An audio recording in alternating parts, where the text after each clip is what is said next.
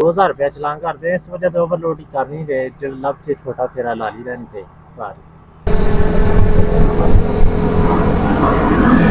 अस्सलाम वालेकुम। एक मिनट, किधर माशा आ रहे हो?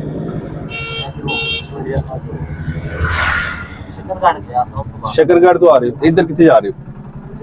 गुजरावाला जा रहे हैं। बच्चे ना वेख के ना स्पीड काफी तेज ही। उधर सफर है कोई की काम शाम है अपना? मशीना लोड करके इत्थे ला के आए माल चल सही काम शाम ते डेली मिल जाता काम या कदी नहीं मिलता?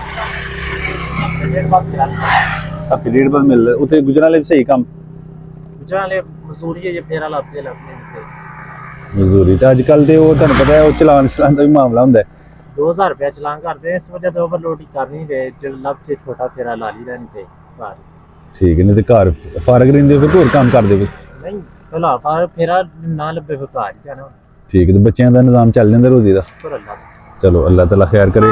तो एक छोटा जिहा तोहफा है कहते तुहानू दे दी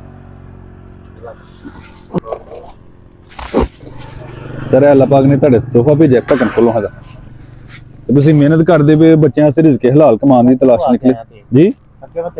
ठीक है, ए फिर छापर तुहानू पा देने ते तुसीं सारे पेट्रोल जिहड़ा ना इन्हूं फिर पा लेना। किधर माशा आ रहे हो?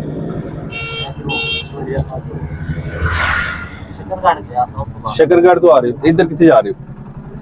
गुजरावाला जा रहे हैं। बच्चे ना वेख के ना स्पीड काफी तेज ही। उधर सफर है कोई की काम शाम है अपना?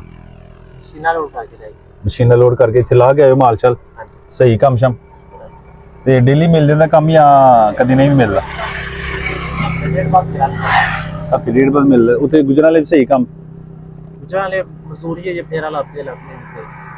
मजदूरी तो अजकल तो वो तुहानू पता है वो चलान का भी मामला हुंदा है।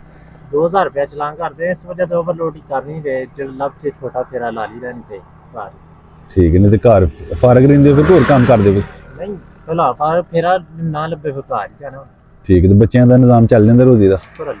चलो अल्लाह ताला खैर करे। तो एक छोटा जिहा तोहफा है कहते तुहानू दे दी सर, अल्लाह पाक ने तुहाडे तोहफा भेजा ढक्कन खोलो हाँ तुसीं मेहनत करदे पे बच्चों वास्ते रिज़्क हलाल कमान की तलाश निकले जी। ठीक है, ए फिर छापर तुहानू पा देने ते तुसीं सारे पेट्रोल जिहड़ा ना इन्हूं फिर पा लेना। अल्लाह पाक ने तोहफा भेजा तुहाडा नाम भेजा कि तुसीं बच्चों वास्ते रिज़्क हलाल की तलाश निकले हो। ठीक है, ते रोजी कमाना जिहड़ा बंदा निकलदा सुबह अल्लाह नूं याद करके ओहदे च अल्लाह दी ज़ात बरकतां भी दिंदी ते उस तो बाद ओहदे कम्म च भी राजी हुंदी। ठीक है सर, अल्लाह ताला खुश रखे।